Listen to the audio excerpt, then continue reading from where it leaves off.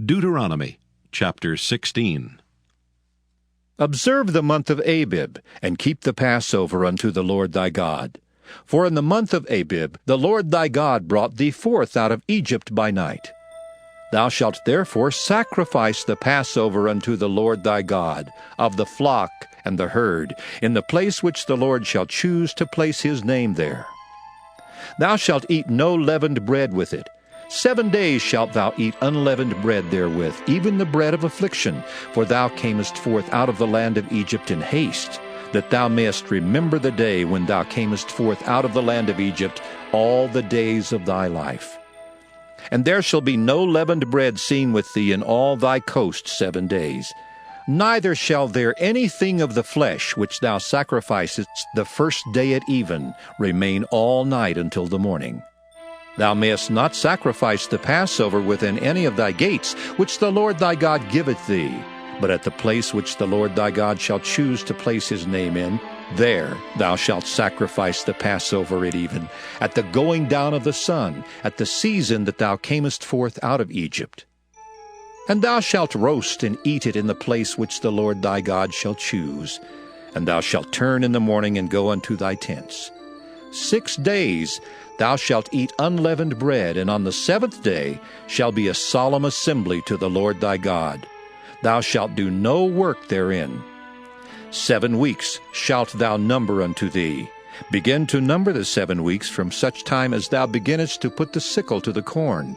And thou shalt keep the feast of weeks unto the Lord thy God, with a tribute of a freewill offering of thine hand, which thou shalt give unto the Lord thy God, according as the Lord thy God hath blessed thee. And thou shalt rejoice before the Lord thy God, thou, and thy son, and thy daughter, and thy manservant, and thy maidservant, and the Levite that is within thy gates, and the stranger, and the fatherless, and the widow that are among you, in the place which the Lord thy God hath chosen to place his name there. And thou shalt remember that thou wast a bondman in Egypt, and thou shalt observe and do these statutes. Thou shalt observe the Feast of Tabernacles 7 days, after that thou hast gathered in thy corn and thy wine.